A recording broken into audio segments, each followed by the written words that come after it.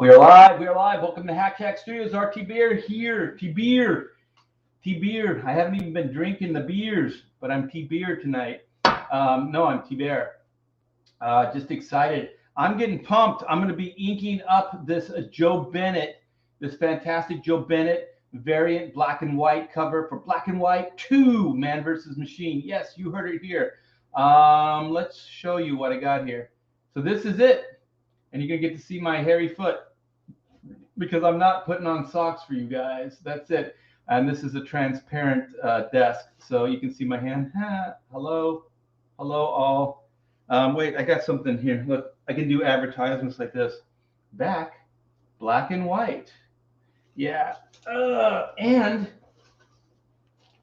the 94 ash can, which are going to be available soon. Yeah, so this is going to be a lot of fun. I'm going to, what is it, 4 o'clock now, 5, 6. I might be able to work a couple hours for you guys, show you the progress of this thing.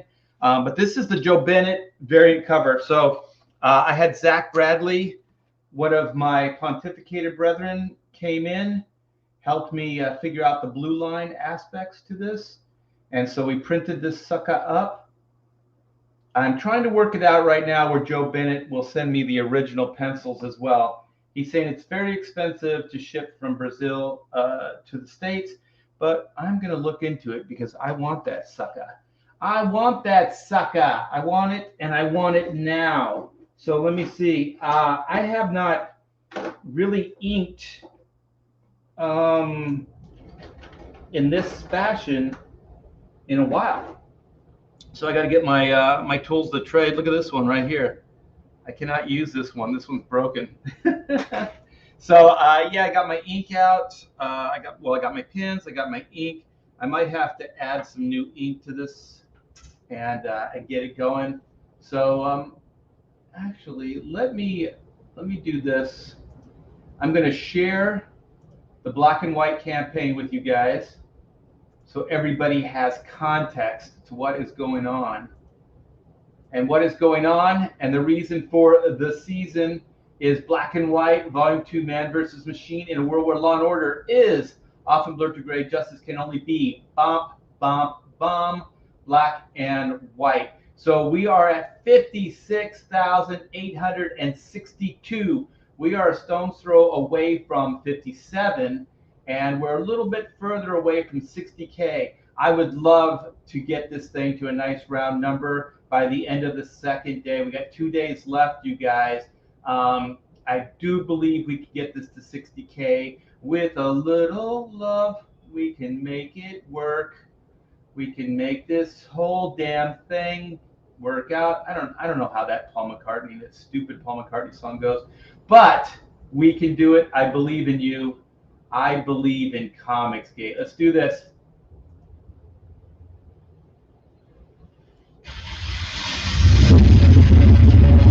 From RT Bear comes the exciting conclusion to the Black and White Gorgeous Saga. 60 pages of comic action.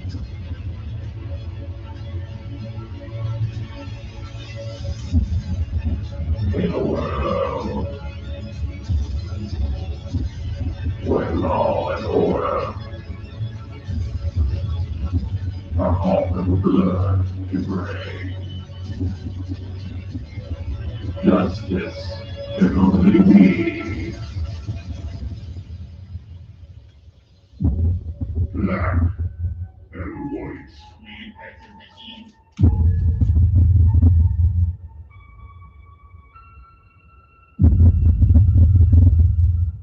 Yes, back it now. Back it often. Back it twice. Back it often.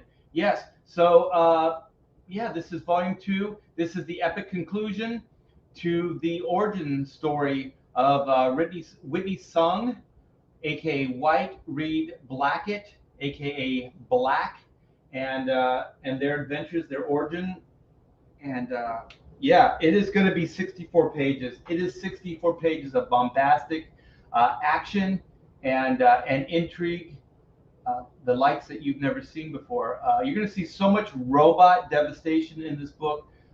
You're gonna start, just, I was going to say you're going to pay me extra. You may pay me extra for this.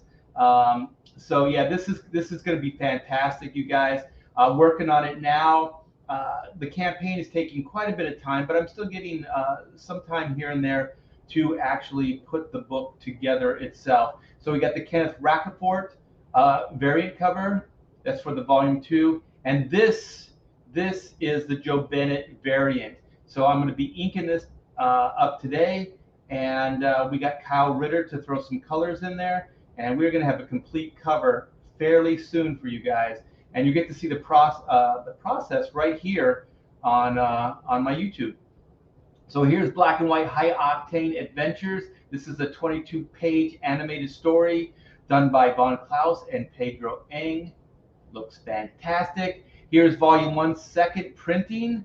So backed by popular demand, we sold out of the first printing, so we had to do a second printing, and we put a new cover on this sucker. So you got a brand new cover done by me and the great Kyle Ritter. We have the Grey Capullo variants. We have original story page layouts, only $40. All these books come in their own tiers with the exception of the Capullos. The Capullo comes only in the jam, in the black and white jam tier. You cannot get that as an add-on, but everything else you can get as an add-on. The story layouts, this book, issue 1, you can get the High Octane, you can get the Joe Bennett variant, you can get the Kenneth Racaport variant, and you can get the main book here, all as add-ons, and one more add-on. Last but not least, the Inco t-shirt. The Inco t-shirt you can get as an add-on as well. So that should pretty much catch you up to what Black and White is all about. So please come by. The link is in the description. Back it. We are so close to 57. Yeah, we're a little over like 100. What is 138? Something like that. Away from 57. So I think we can do that in this live stream. So I do need help, though. I need a lot of help here. So a few more backers, and also a few more backers. We're going to be almost at 700 backers. That'll be killer, man. So thank you guys so much for supporting this campaign. Thanks for supporting everything I do. YouTube, you know, the other campaigns, Volume 1 of Black and White, the Chrono Mechanics campaign, everything. You guys are the best. And I cannot do this without you. So let's see what everybody is doing in the chat.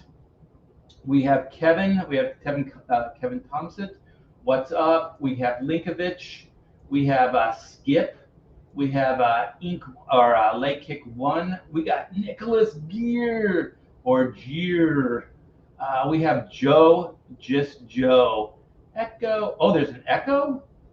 Was there just an echo in the video, or is there an echo right now? If so, there's not a whole lot I'm going to be able to do about it. I am not very tech savvy. So we got Victor in the house. I have no Micra. Ahoy, folks. We have a shipper out there. Aloha artist, Art T. Bear. We have a shout out for the Woodlands. Thanks, Oni64. Kevin says, been looking forward to this. Yeah, I've been teasing it for a while. Echo, shit. I don't know how to fix this. Let me see. I can put my headphones on and see if that helps.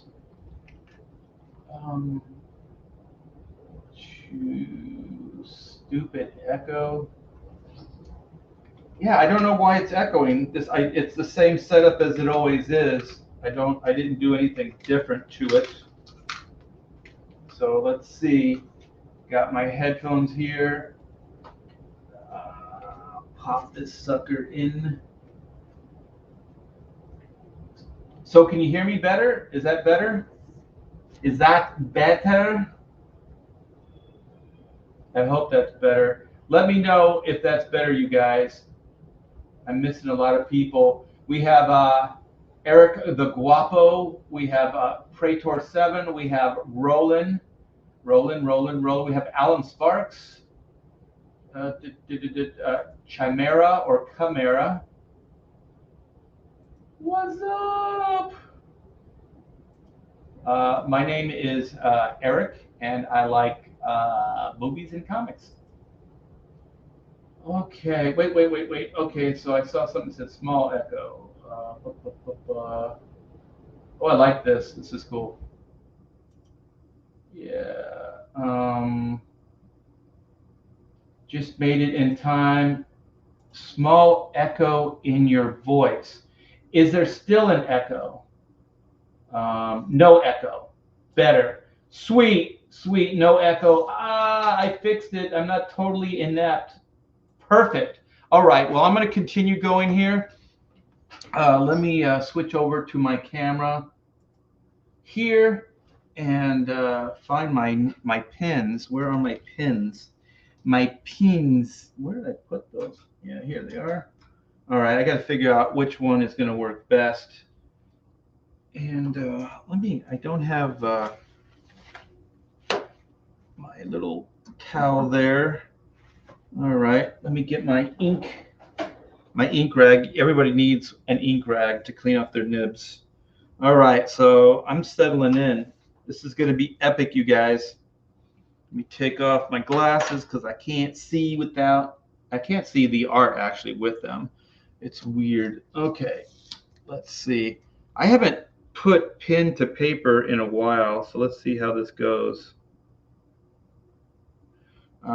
This pen is really thick. Let's see. I might have to switch out. I may have to switch out. And also, that's weird, man. It's bleeding. The paper's bleeding.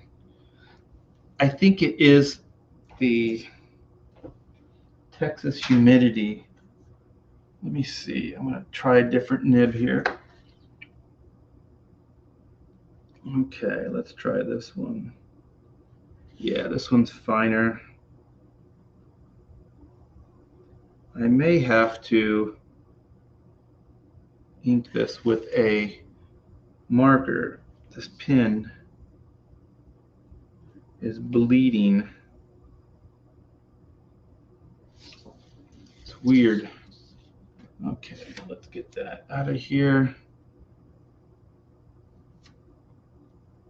I'm going to try to just do some of the bigger strokes right now. Try to warm up my hand.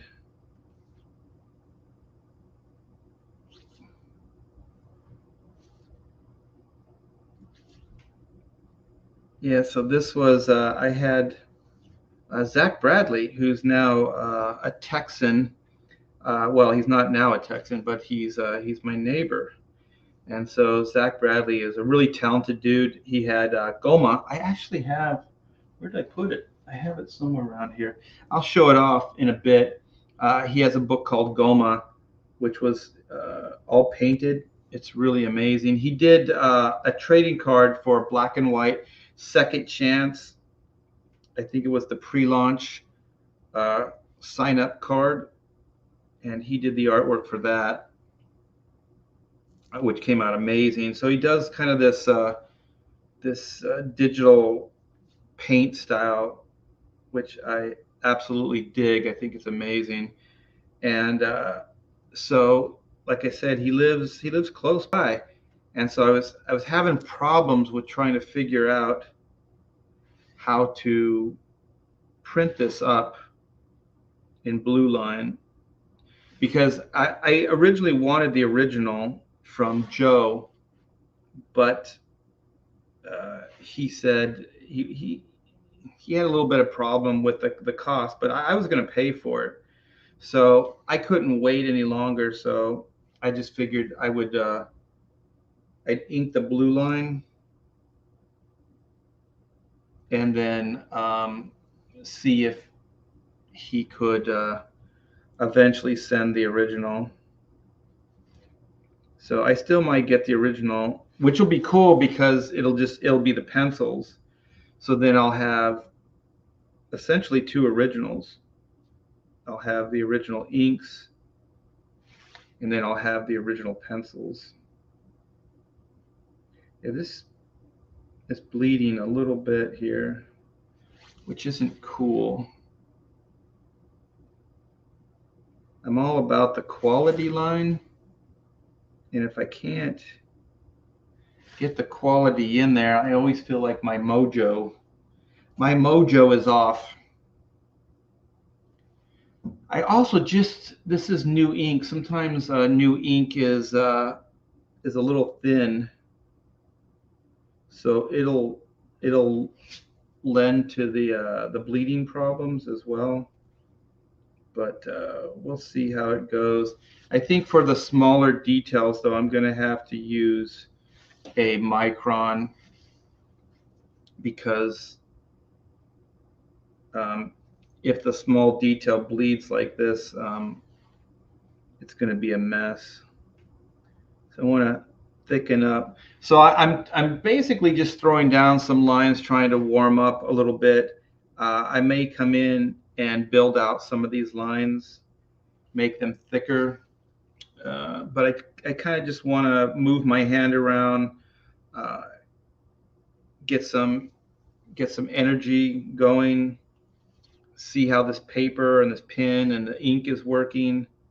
It's been months since I've actually uh, inked like this. So the last piece I did was the black and white cover, and I mentioned that my hand has been messed up. So a lot of that wasn't done with a nib. It was done with the Hunt. I'm not the Hunt. I'm sorry, with the Micron. And if you guys don't know what a micron is, I'll grab one and show it to you. Let me put that back down. Get my microns. I have all my microns in here. So these right here are micron pins. So they're all in different pinpoints, and they give you different lines. So they usually don't bleed. I think the reason this is bleeding is probably the humidity. Moisture and paper don't really mix. So I'm not real familiar yet with the climate, but I do know that climate does affect ink and paper. So we'll make the best of it right now and see how it goes. So far, it's coming along, and it's feeling good. Like I said, I haven't done this in a while, so this is actually pretty fun. So I'm just kind of structuring stuff in right now, like I said, trying to get my hand loosened up, get some movement. And then what I usually do is I'll start with the bigger like outline stuff like this. And I wanted to start on one of the robots before I started on her because she's the big focus. So here's kind of what's going on right now. The lighting's a little funky. The camera's odd. It picks up on a lot of light. So I got to make it dark in the room so the camera will work.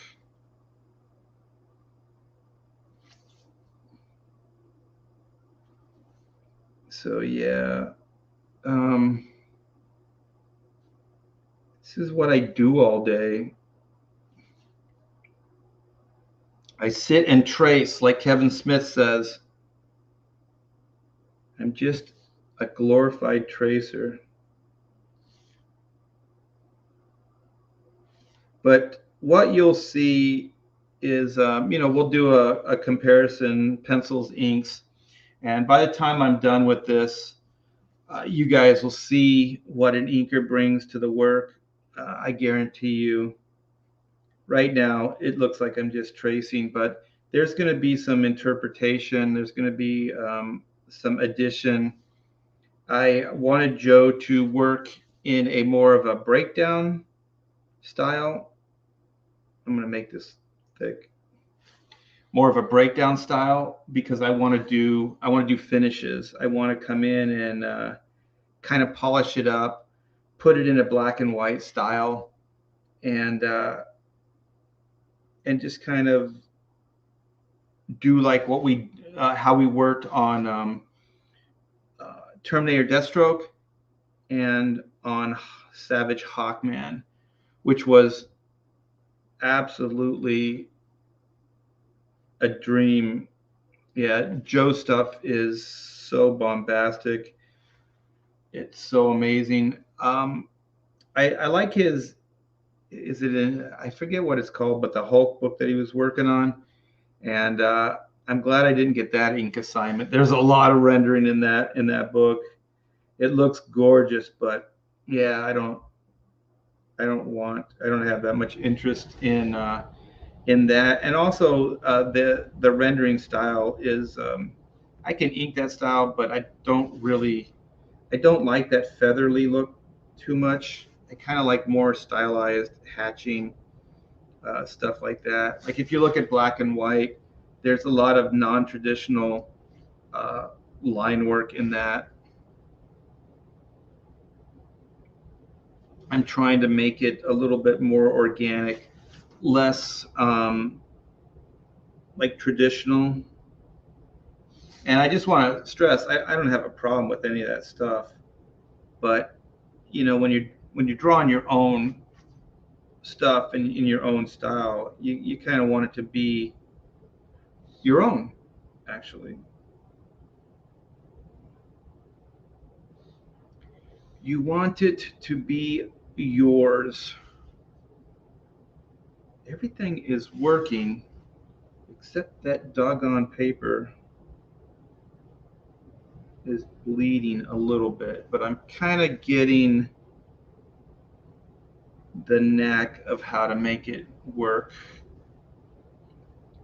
So I'm wiping off the nib right now. Every once in a while, you gotta kind of clean off the nib because it will pick up fibers and dust and stuff like that. So if you want to keep your nib sharp, which you always want to do, make sure you keep the tip clean.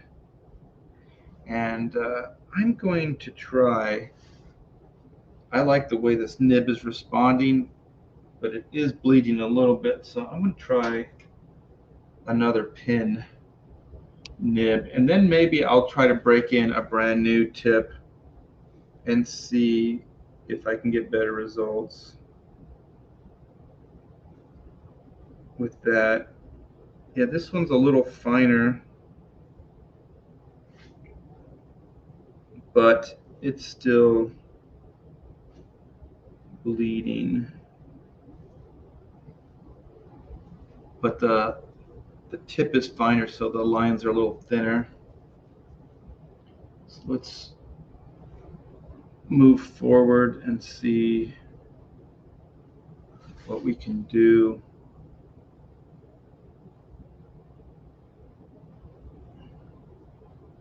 Also, like I want this robot's line work to be a little thick because I want him to look brutal. So I'm probably, once I get everything figured out, I'll probably go back in and thicken some areas up.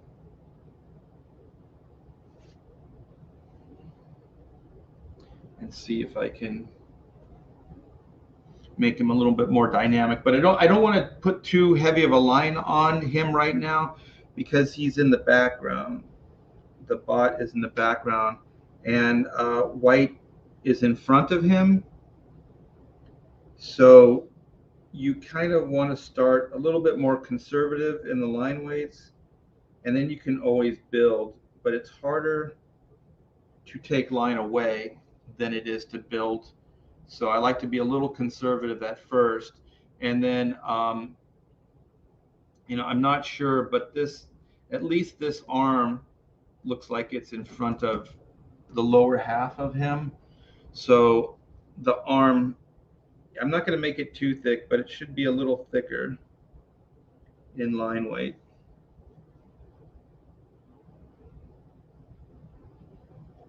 So it looks like it's more in the foreground. Because we've got to remember, like, everything that we're drawing and inking is all an illusion of a three-dimensional surface. Like, it's obviously a flat plane. Paper is flat. So anything you can do to help create the illusion of depth is good. So even something as subtle as line weights, it does really help.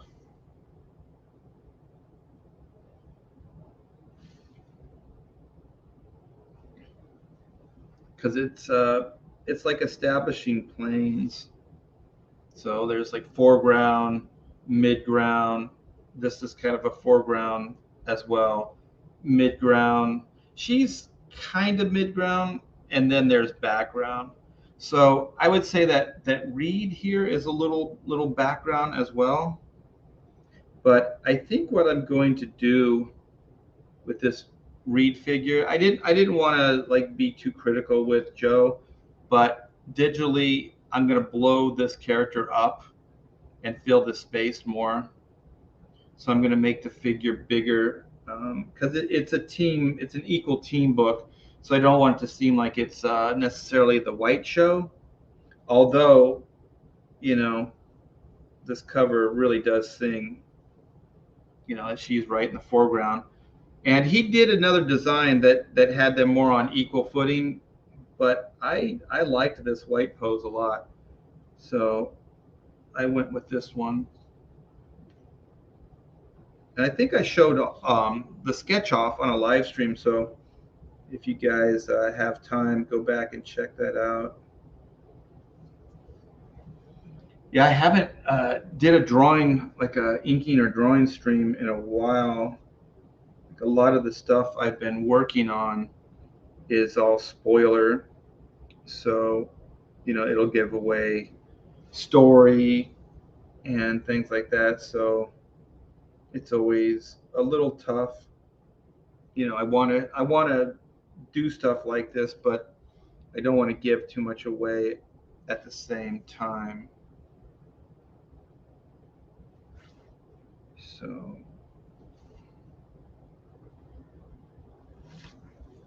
that came out pretty cool. Yeah, Joe's got these like really big shapes, and I like that because it's not overly noodly or like fragile looking. It's pretty bombastic stuff. So I really like working on this stuff because it's almost like any line I put down, as long as it's clean and it's got movement to it, it works.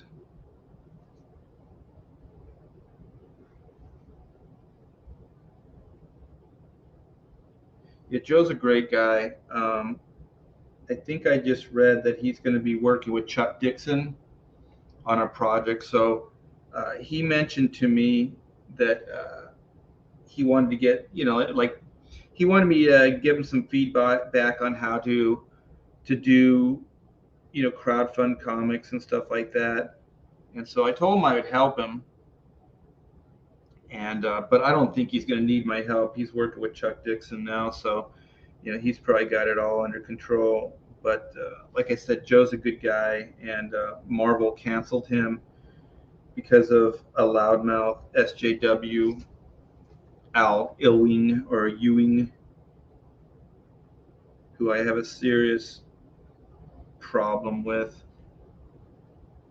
If you have trouble with somebody, especially over such a petty thing as a political cartoon in a country that you don't even live in, just be quiet. Just keep your mouth shut. I mean, there's plenty of people I disagree with, but I don't try to get them canceled. I don't know I don't know why, as a human race, we enable people like that and we back their play, but it really does have to stop because this cancel mob, they don't really care about what it is. It's short-term gain, and at some point, I guarantee you, they'll be at the end of somebody else's cancellation, and then they're not going to like it. My mom used to say, put somebody else's shoes on and see, what it's like. And so what that means is like, well, if you're okay with whatever it is that you're planning on doing, like canceling somebody, so you wouldn't mind if somebody canceled you, then you really shouldn't do it to somebody else. So if it works for you, like in that scenario, then it would work for that other person. So obviously, this guy thinks he's better than anybody else, so he can go, be offended and then go out of his way to cancel somebody, um, not realizing that, well, what if somebody had a problem with you, Al? What if somebody didn't like something you wrote or something you said or something you did? Then what? You know, would it be okay to cancel you? Would that be all right? Let me see if I can get some more light in here. Um, Turn it this way. I don't want that much light. Let's see if I can turn this. I don't know if that's any. I think that's better. Let me bend this. It's in my eyes. And yeah, so here's a little bit of a close up.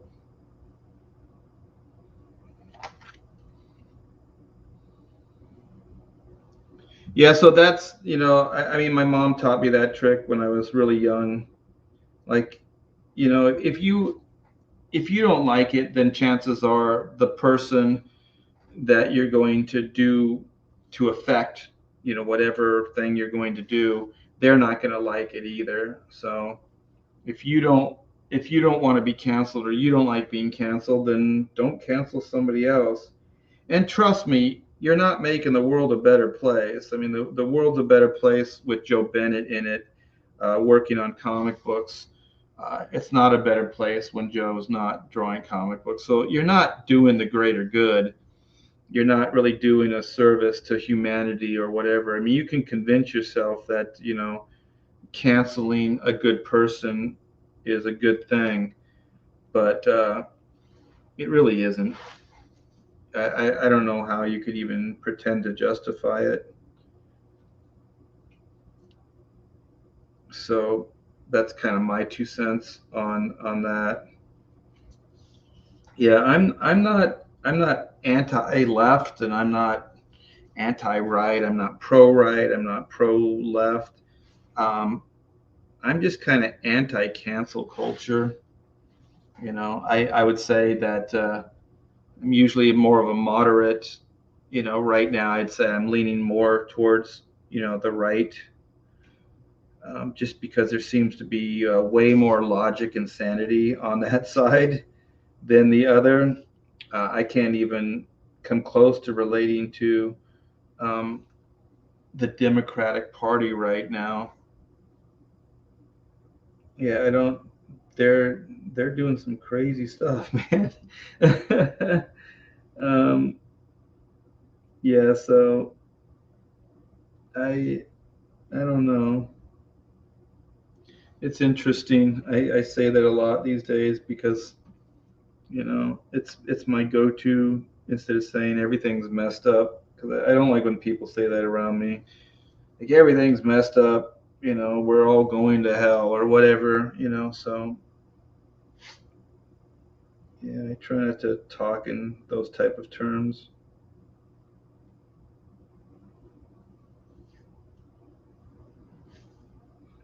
But yeah, I'm gonna ink a couple more lines and then I'm going to check what you guys are doing in the chat. Put a little lip there. Let's ink the sides of this, sides of this, sides of that.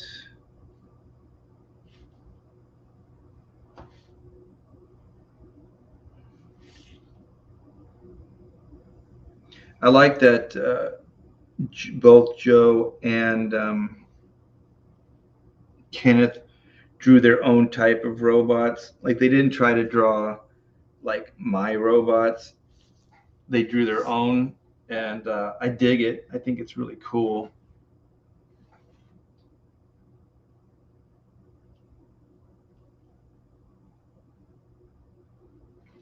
Yeah, this is really bleeding like crazy.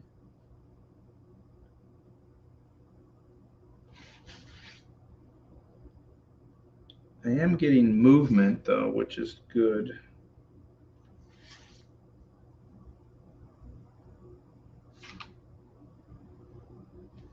Yeah, paper, good paper, good weather conditions, good ink, good nib. Like they all make all the difference.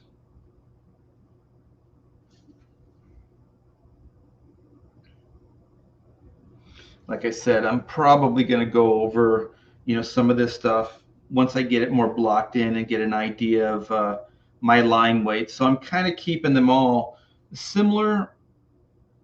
And then I'm gonna, as it progresses more, then I'll probably go back in, either, well, I was gonna say either lighten or thicken, but most likely I'll be thickening lines up.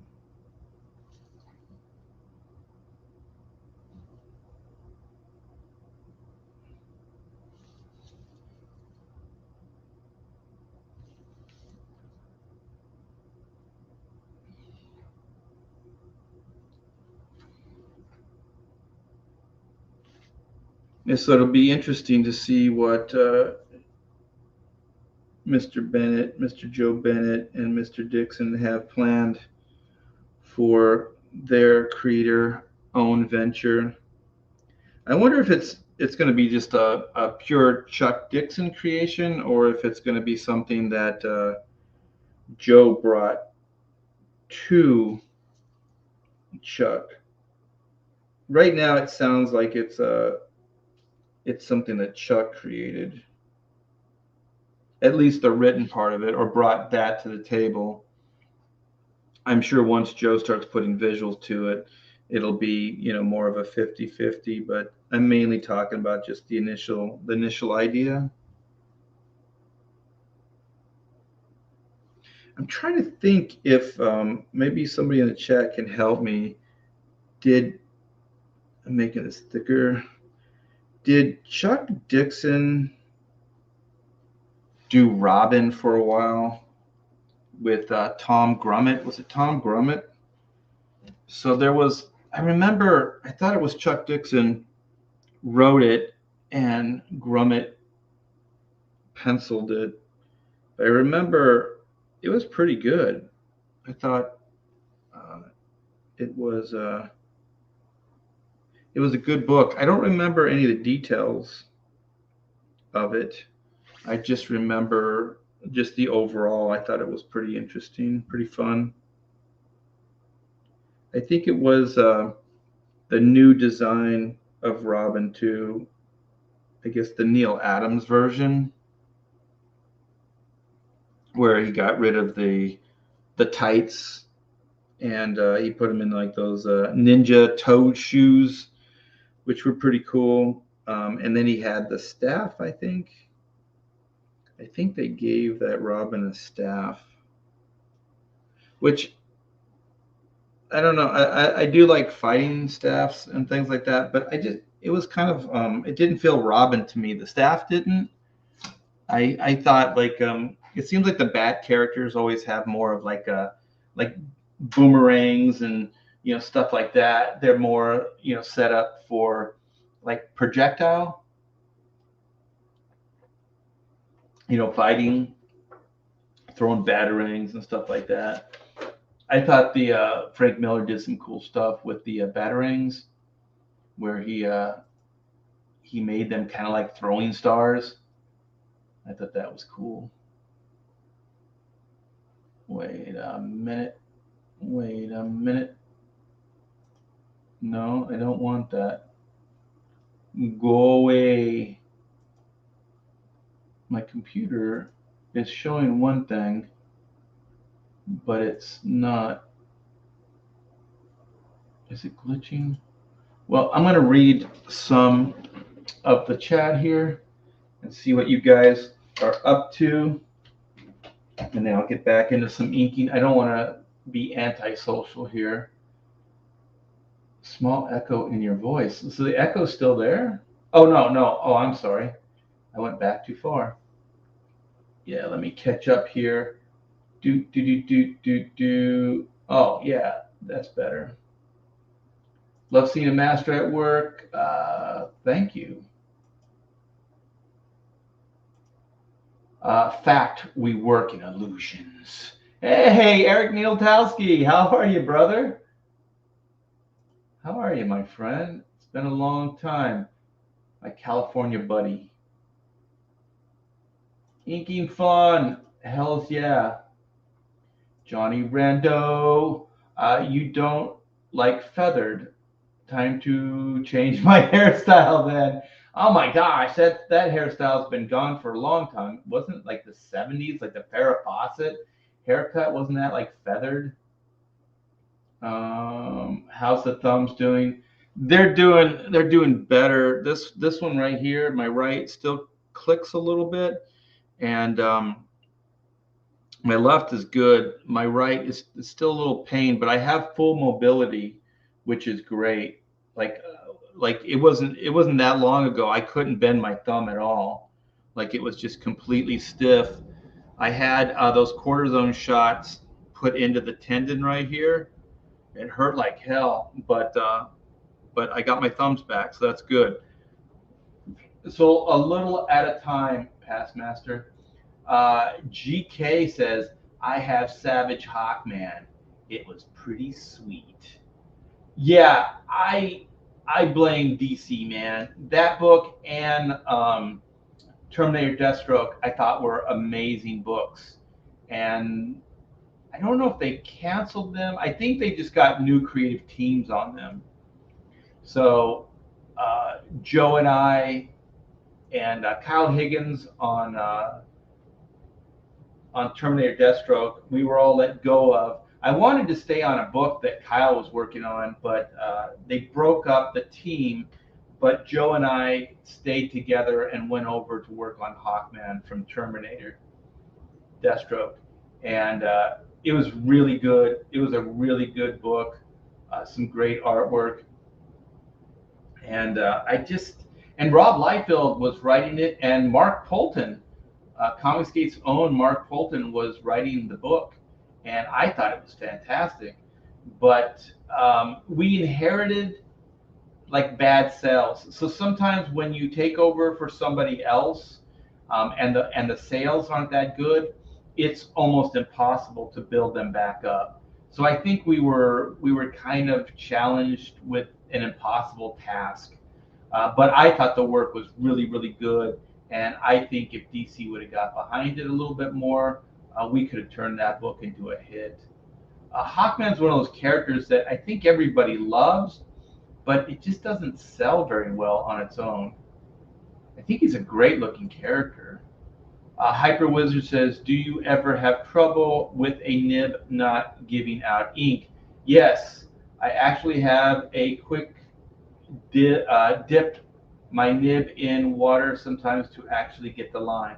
You can do that, but when you add water to it, you dilute the ink. So I found a better way is just add more ink. So your instinct is correct. It's a flow problem, so the ink is too thick. But instead of adding water to the ink, it also depends on the type of ink. I use Pelican, and I don't really like water in it. So I just add new ink to it.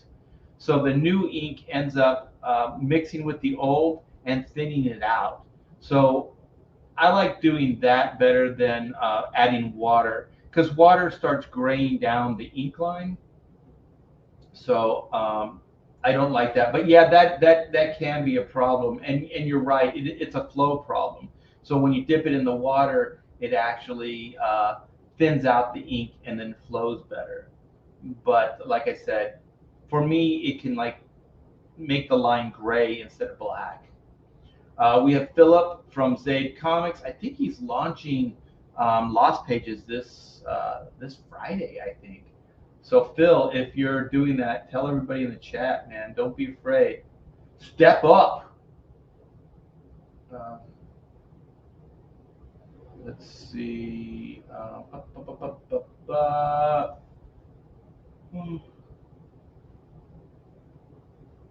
What is this? Okay, just came from Anna's channel. She was trying on skin tight outfits to art showing skin. Oh, is that yeah, my foot and leg and yeah, I don't what are you talking about? Skin, I guess my hands. Uh I canceled all SGWs long ago. I like that. Um I'm not sure. I guess if you can consider Chuck Dixon CG, then I guess you can say that Joe Bennett CG. I don't really know where those guys line up, so I guess it's up to them to figure it out. But they're definitely hanging out with the same group of people. That's for damn sure. uh, Ankle biters. I got a dog, and he's an ankle biter.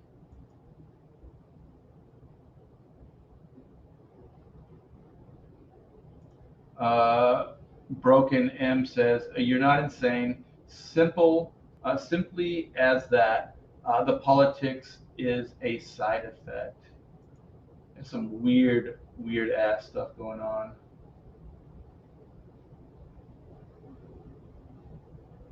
Let's see. I remember Pogs. We might be doing something with Pogs. We're looking at black and white. We're going to do 30 and 30. So we're winding down the first 30 days. And so when we launch the second 30 days, we're going to kind of treat it like a new campaign. So we're going to have exclusives. We're bringing back the 72-hour line art variant. So we're going to have some fun stuff. And I think that's going to be most likely Sunday. It'll be Sunday morning that we'll have those new things there. Yeah, and yeah, we're 2 days out, and we might bring some Pogs stuff back. I found some Pogs from the '90s. I found Extreme Studios trading cards. I found postcards from the '90s, from '94, '95. So yeah, we're gonna bring some of that stuff back. Um, yeah, I think it was Tim Drake too with the staff. And then the cool thing is they gave Nightwing like the batons, like kind of like Daredevil. I thought that worked because he could throw them, kind of like a battering or whatever.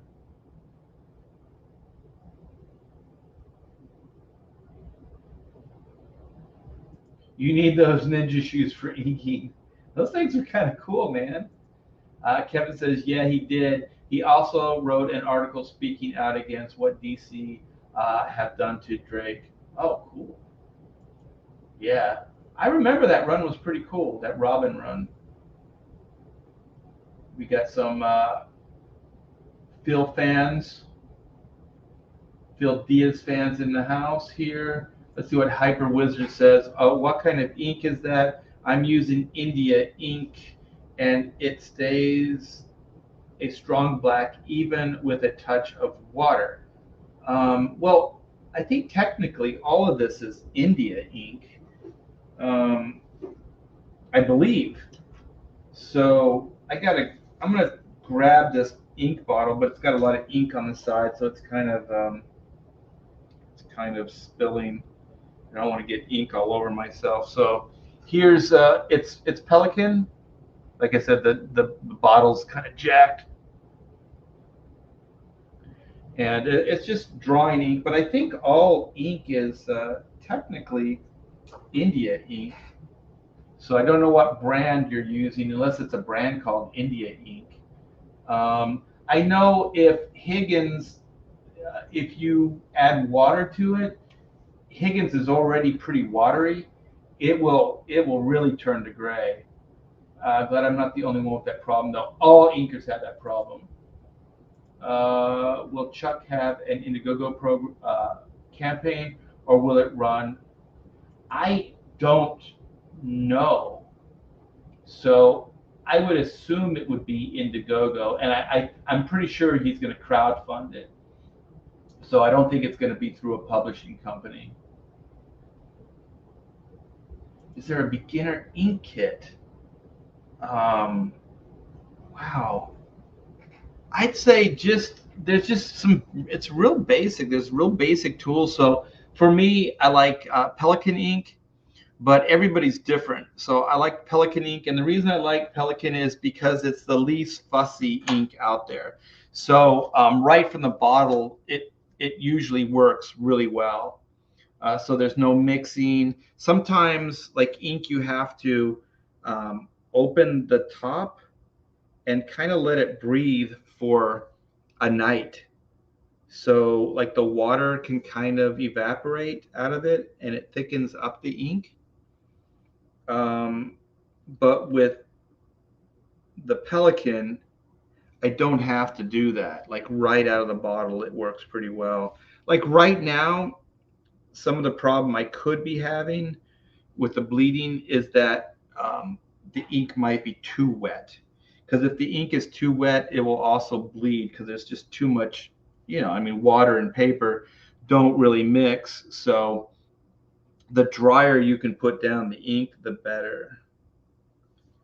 So this Bristol board does take a lot, but it will bleed at some point. So yeah, like I use the Hunt 102. That's what this pen that I'm using right now is, and it's also like similar to the ink. So when I ink, I don't want to think too much. I don't want something fussy. I don't want something that's like high maintenance. I just want the tool to do the job. So there might be a better tool to get the line that I'm looking for, but I don't want to change my nibs all the time or pick up another tool or mix my inks or do all that kind of fussy stuff. There's some inkers that will do that, and I've tried it in the past, but I don't like it. It's too much. Like I said, I just don't want something that's that high maintenance or fussy. I want to just be able to, you know, put a nib in a holder and then use it, dip it in the ink, and then go with it. So that's my thing. Like I said, there's a lot of different inkers out there. They use different tools to get different results.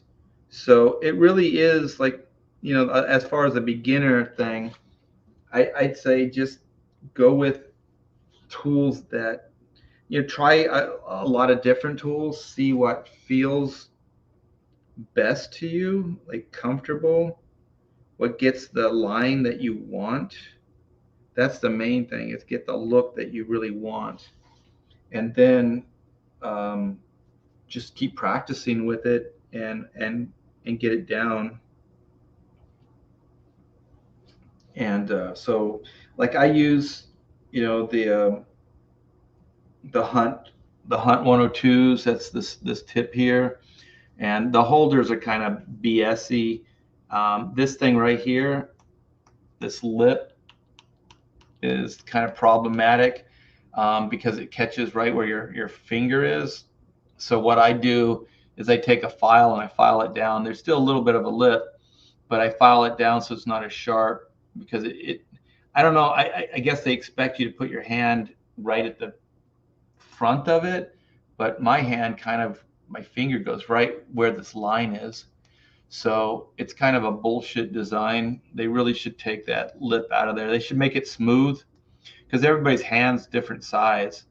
So I always thought like these hunts, I don't think they really care. They're just kind of banging these things out, because also the tips are they're not all the same, so there's not quality control.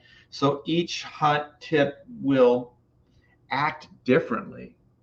It will perform in a different way. So that's another thing about inking. So if you think it's you, sometimes it's not. Sometimes it's actually, the tool. So just remember that, when you're inking out there. And so we got Pelican, we got the hunt, and then just make sure that when you ink, if you can control the paper stock, like if you're doing blue lines or whatever, make sure it's a really good Bristol board. Make sure it's a good quality Bristol board. Um, Unlike what I did today, you might want to test it out before you start, and see if it bleeds. So print out a board, and then see how it works. And if it bleeds, then you might want to take that paper back and then try something different, because sometimes it's the paper. It's not always environment. It's not always, the ink. It can be a lot of different things. But excuse me, one of the things I do like about inking is that those variations are what keeps it interesting, because sometimes those weather conditions or the paper or those limitations can actually keep things interesting for you. And also those limitations can turn into creative opportunities. It would be hard for me to explain what that means, but like if you ever went to school, like some of the teachers go, "Oh, it's a happy accident," like something that just is unexpected. You didn't expect it to happen. You didn't try to make it happen. It just kind of happened. It seems like a mistake, but if you step back, it actually looks pretty cool. So those things, that type of idea can happen, you know, um, with those conditions. Not, so I think like when you ink, you kind of gotta learn to go with the situation. Like you kind of gotta go with the flow. Like whatever the environment gives you, whatever the paper gives you, whatever the tools will give you. And then where the skill comes in is that, the more you do, the more you can kind of figure out when this problem happens, how to deal with it. When another scenario happens, you know how to deal with it. Like one of the things is when your paper's bleeding, like it is right now, um, don't do what I'm doing right now. Yeah, don't go over the line too many times, because you can see I already kind of, there's too much ink on it. Like I was saying, it's too wet. So what happens is it just starts getting crusty. The paper starts falling apart. So you don't want to put too much down, and you don't want to go over it too many times, because the paper will disintegrate. And the next advice is don't be heavy-handed. Don't push down too much on the nib. Like be very light with it, because then it'll bleed less.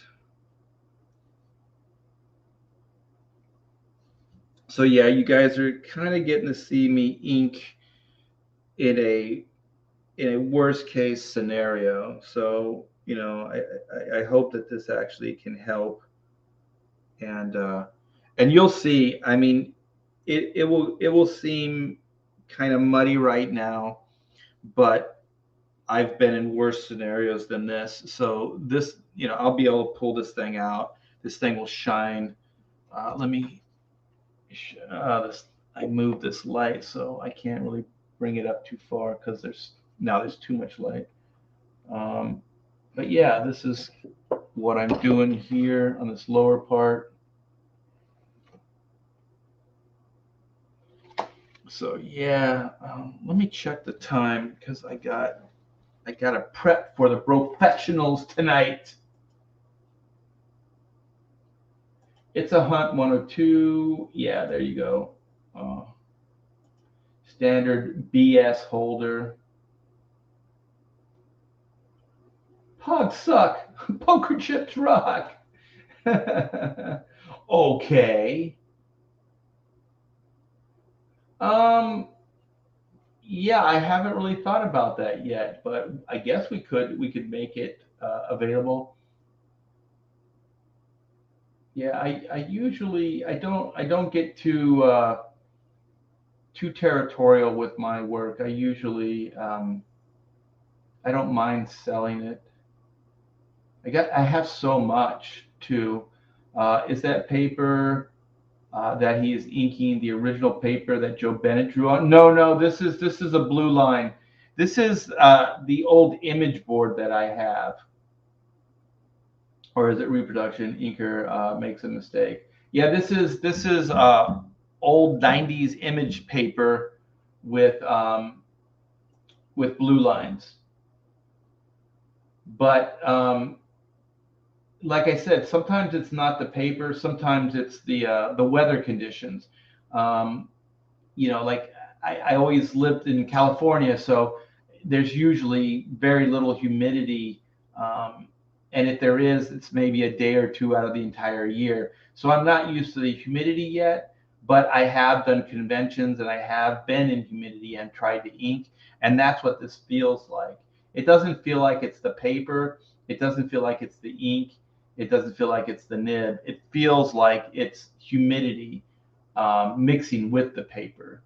So I think that's the problem I'm having. So that's another thing about inking, practical like this. There's those kind of, over years you start figuring this stuff out. Hey, T Bear, I can't stay to watch, but I'm definitely going to watch later. I'm always amazed watching the great talents that CG has to offer. Oh, sweet. Yeah. Have a great day. If it bleeds, you can kill it. I guess I could rip this in half and start all over, but I have a feeling that it's going to be the same. It's going to be the same problem.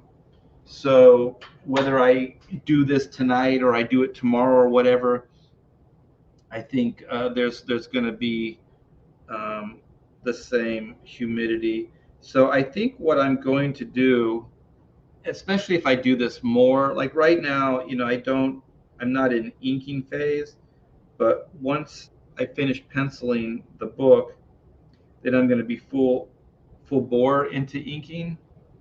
And so at that point, I'm definitely going to have to um, figure this out. So I might Google search or ask some of my inker friends like tips, see if there is any that you can do. And there's obviously inkers that live here in Texas. So right here you can see I'm building up the back of this head.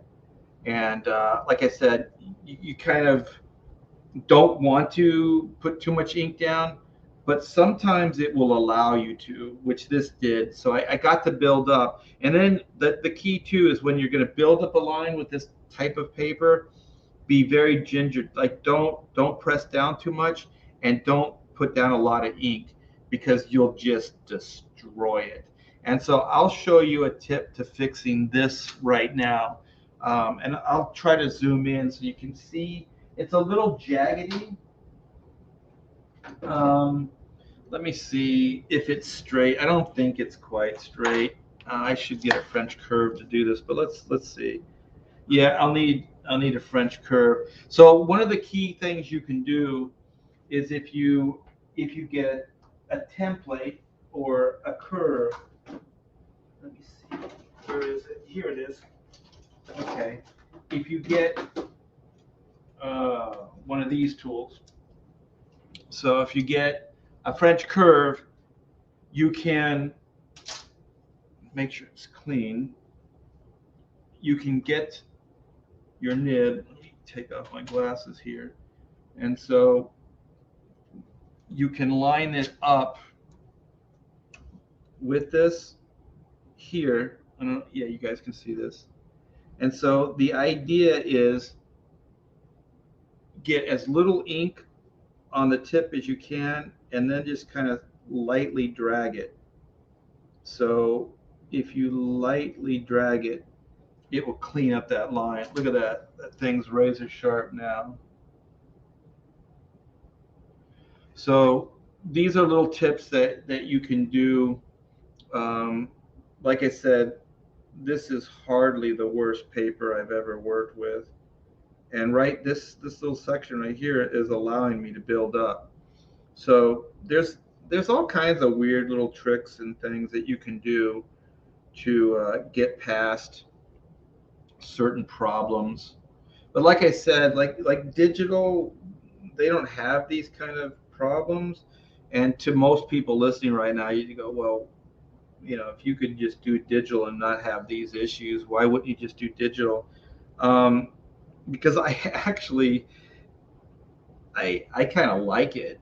I like the tangibility of it. I like the challenge of inking, you know, in different like different textures, different environments, how the paper reacts. Um, I think it's probably because I've been doing it so long that just doing it slightly different, you know, or having these obstacles is fun for me. It sounds weird, but it just it just is. It's like it's interesting to be challenged like this.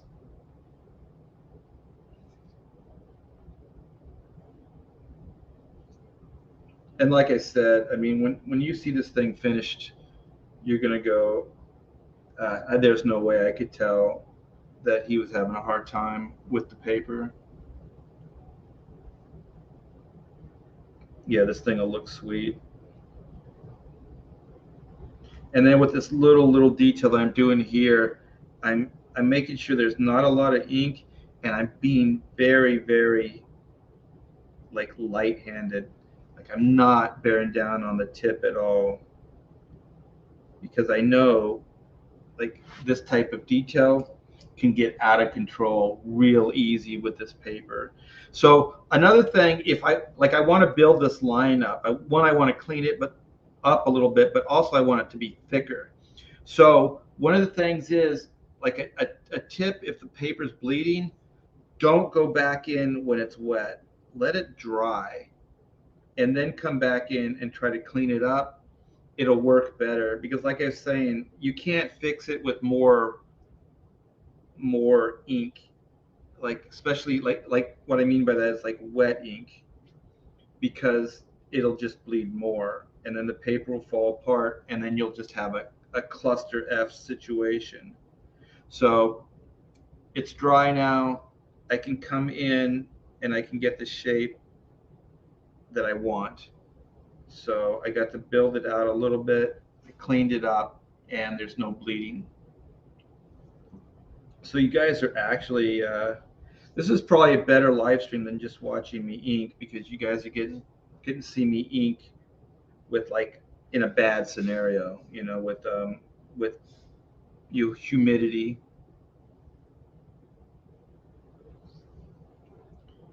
So one of the things like this character is I don't think he's necessarily in front of light here, but he is at least parallel with her. But I'm going to bring in some thicker lines just because I want to make him look more fierce, more bombastic. So one of the things you can do is even though a character might be on even plane with a character, or like this character is in front of this character, you can still make this character with thick lines. As long as, like, you do what I did here, you keep the tops thin and then thicker on the bottom. And what the thicker lines do is it makes the character look more big and menacing. Like, you want to make a character like the Hulk look big and menacing, so you put a thicker line on the Hulk than you would, like, if Black Widow was standing right next to him. You still keep like a thinner line on like the Black Widow character, even though they could be standing side by side. It just it just works. Like, I'm not sure exactly why it does, other than it makes the character look more bombastic. The bigger, thicker lines. So it doesn't just work on the Hulk. It works on any characters, even like Joe Bennett robots, black and white robots. So I'm gonna be wrapping this up soon. I just looked at the time.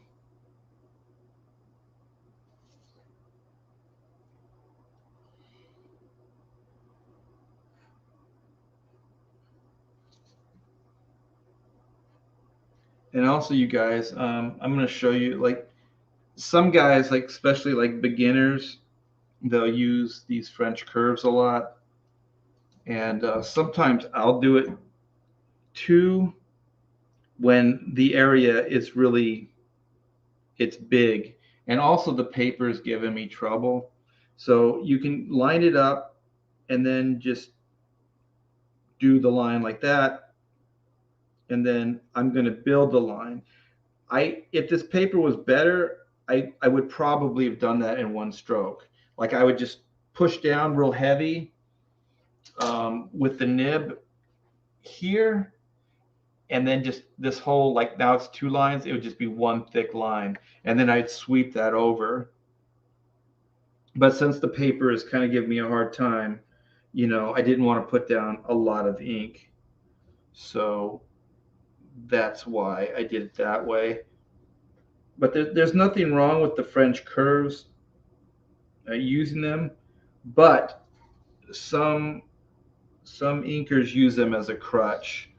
So sometimes they'll use the French curves for everything. So their freehand skills just never get developed. And the more things you can do freehand, the better, because every time you have to line up a template or you have to grab another tool, it slows you down.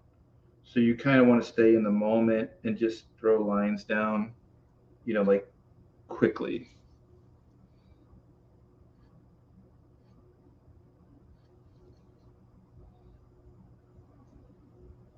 So I'm trying to put down some thicker lines here.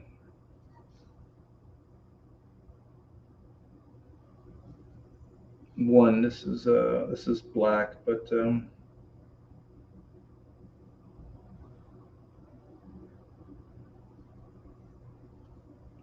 fill this in.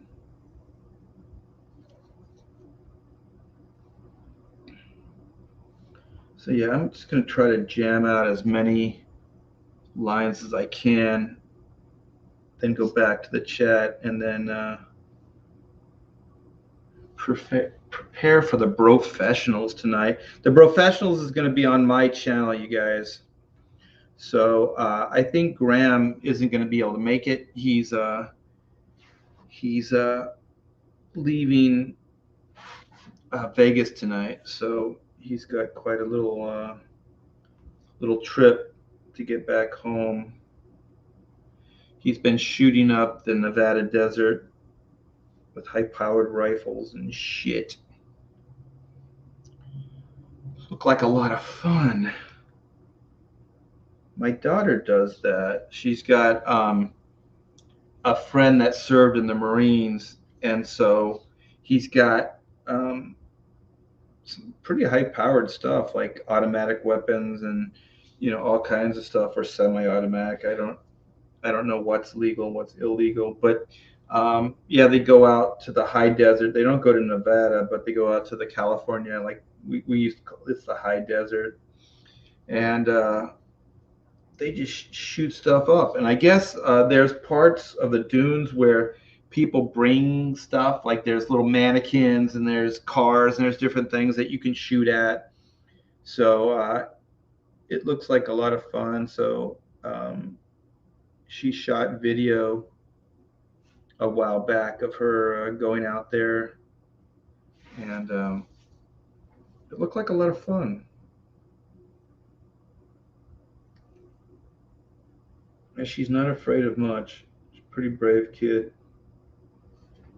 So right now, like this shoulder piece right here, this is foreground stuff. So you can see like the line is starting to really thicken up here.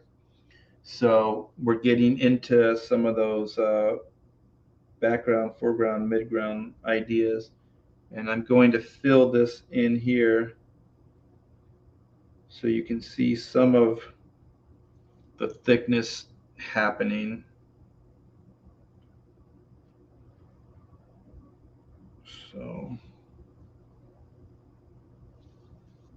So he looks like he's definitely in the foreground, which is the idea. And you can see that I'm actually going over the French curved area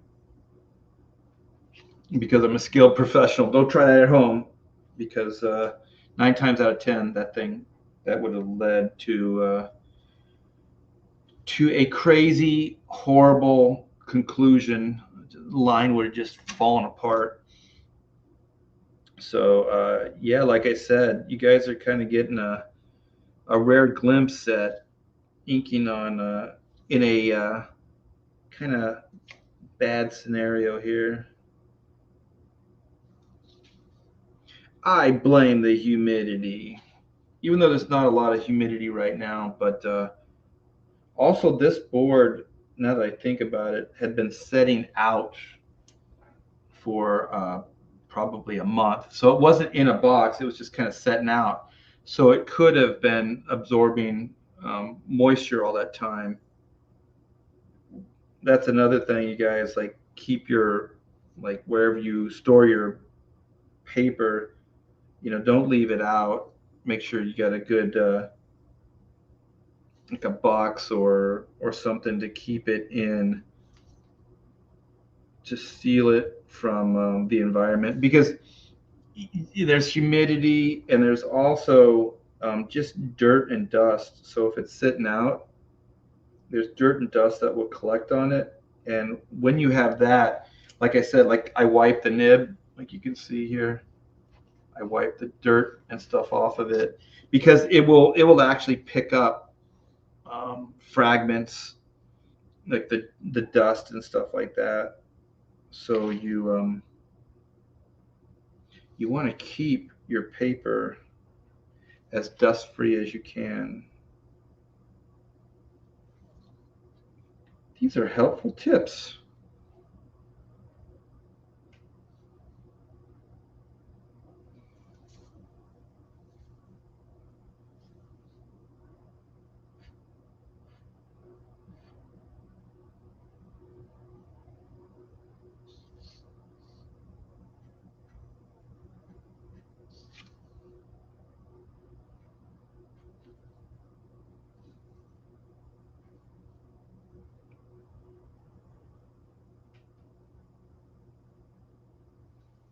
Some people just stay in a section and they just ink it from start to finish.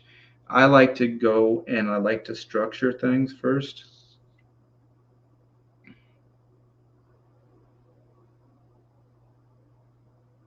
And then I can kind of see the line weights and see how it's coming together. And then I'll do like interiors, interior lines, and then I'll get into hatching and stuff like that. So, let me see here.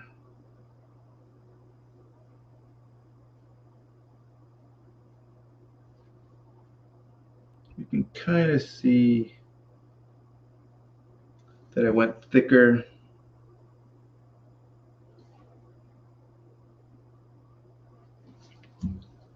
on this foreground head here. I'll do a close-up in a minute.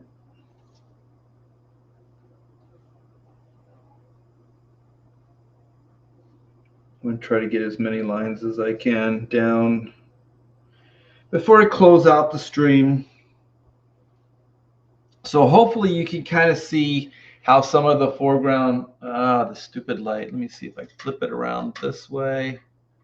You can kind of see how this is thicker around here, and it's a little thinner, and a little thinner. They're very, very subtle, but subtlety is the name of the game. I mean, you can hit people over the heads with this, but it just depends on the style. If you want a more sophisticated style, you don't change it too much. You kind of keep it within a parameter. So you want it to be subtle. You don't want people to necessarily be too aware of it. But like I said, there's different styles. Like some people, their styles will be more bombastic and will work better like that. It really just depends on what your end game is. Oh shoot, very cool. We got a super chat for $4.99. It's Stravaco. It's Stravaco.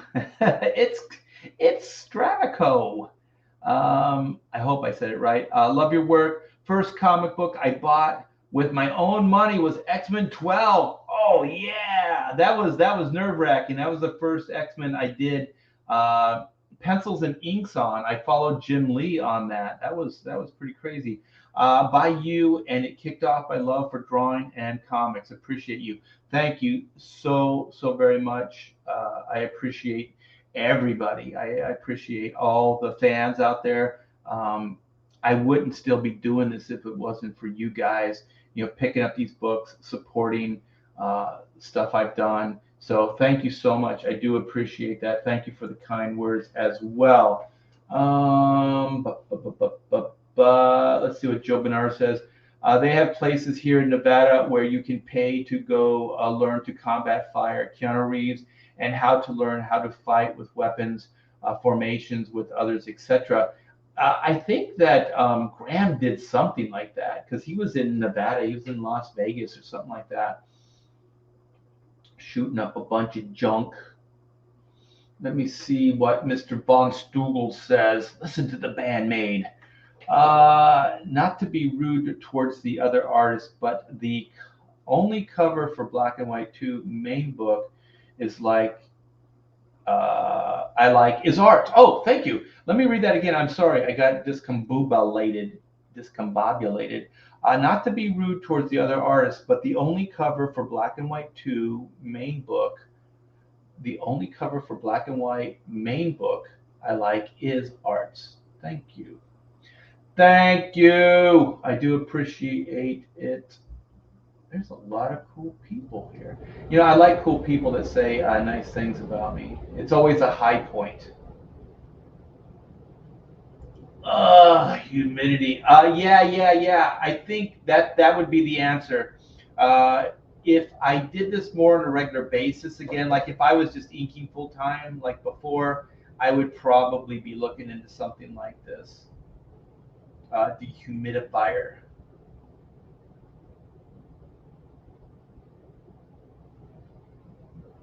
Yeah, a standard printer, but like a printer that does 11 by 17. So it's not exactly standard. It's a printer that will handle bigger paper and also heavy paper. Like this is board, so it's thick. Yeah. Oh my gosh, I need to go. So let me see where we're at. Thunder stronger, foreground lines. Yeah. Wow, that thunder's stronger than your foreground lines, RT Bear. All right. Well, let me see real quick. I don't. Let me see the campaign.